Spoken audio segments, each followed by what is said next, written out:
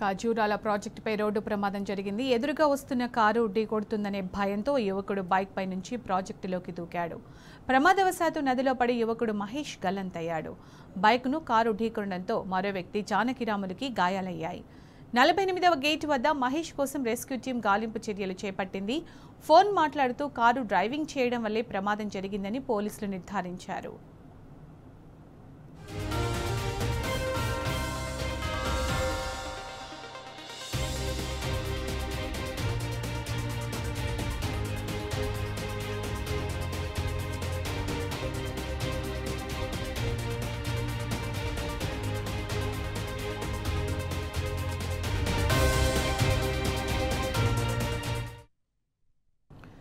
ఇదే అంశానికి సంబంధించి పూర్తి సమాచారం మా ప్రతినిధి నరేష్ అందిస్తారు. నరేష్, జూరాల ప్రాజెక్టుపై జరిగిన ప్రమాదానికి సంబంధించి మీ దగ్గర ఉన్న అప్డేట్స్ ఏంటి?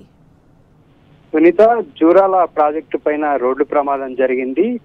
సెల్ ఫోన్ నడుపుతూ కారు డ్రైవర్ నిర్లక్ష్యంగా డ్రైవింగ్ చేస్తూ ఉండడంతో ఎదురుగా ఉన్నటువంటి బైక్ మీదకి కారు దూసుకెళ్లింది. బైక్ పై వెళ్తున్నటువంటి జానకరాములు, మహేష్ అనేటటువంటి ఇద్దరు వ్యక్తులు ఉన్నారు. ఇద్దరు వ్యక్తుల్లో మహేష్ కారు నిర్లక్ష్యంగా బైక్ మీదకి వస్తుండడంతో ఢీకొడుతుందేమనేటటువంటి ఉద్దేశంతో బైక్ మీద నుంచి దిగి స్పిల్వే వైపు మహేష్ అనే వ్యక్తి దూకాడు.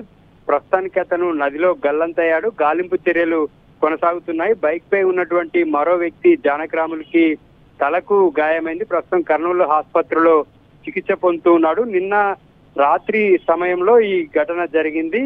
ఇవాళ ఉదయం నుంచి కూడా గాలింపు చర్యలు కొనసాగుతున్నాయి. దరూర్ పోలీస్ స్టేషన్ పరిధిలో దీనికి సంబంధించి కేసు నమోదైంది. మరోవైపు కారు నడుపుతున్నటువంటి వారి మీద కేసు నమోదు చేశారు. వారు ప్రస్తుతానికి పరారీలో ఉన్నారు. ఇవాళ ఉదయం నుంచి కూడా గాలింపు చర్యలు కొనసాగుతున్నాయి. మహేష్ మృతదేహం లభించేటటువంటి పరిస్థితి కనిపించడం లేదు. దాదాపుగా 16 గేట్లు ఎత్తి దిగువకు నీటిని వదులుతూ ఉన్నారు. నది ప్రవాహం వేగంగా ఉంటుంది. అక్కడ పడిపోవడంతో ప్రవాహంలో మహేష్ కొట్టుపోయినట్టుగా అక్కడ అతని స్నేహితుడు జానకిరాములు చెప్తూ ఉన్నాడు. అయితే పోలీసులు మాత్రం ప్రస్తుతానికైతే గాలింపు చర్యలు కొనసాగుతూ ఉన్నాయి. మహేష్ బ్రతికి ఉండేటటువంటి ఛాన్స్ అయితే లేదని పోలీసులు చెప్తున్నటువంటి పరిస్థితి ఉంది. Sunitha. Right Naresh, thank you.